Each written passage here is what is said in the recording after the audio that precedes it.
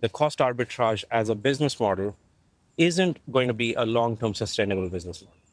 But there is good news.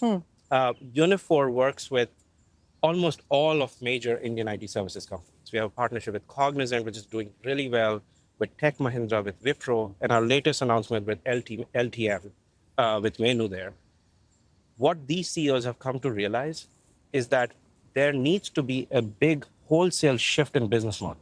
What does that mean? Up until 3 years ago, a relationship between a software company like Unifor and a system integrator like Cognizant would have been, let's resell Unifor to enterprises. Let's wrap it around services. Let's buy some licenses from Unifor and resell them to the enterprise. That is no longer what Ravi is interested to do at Cognizant.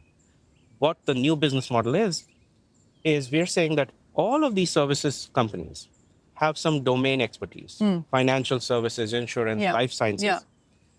What is that expertise? Let's examine that. It was what was in the minds of people, experiences. So the context. The context. Now, there is an opportunity to tokenize that context. What does that mean? Take your expertise, Cognizant or Wipro or Tech Mahindra or LTM, and convert it into a proprietary small language model, a Cognizant life sciences small language model. Now you're going to the client and saying, I can still drive the same outcome. Let's not negotiate on how many people and how many hours. Yeah. Let's negotiate on the outcome. Now, what's the intelligence coming from the SLM versus how many people on the project? That is Cognizant's internal lookout.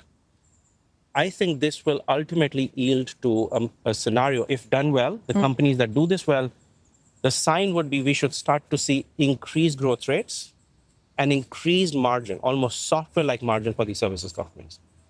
But there are going to be train wrecks.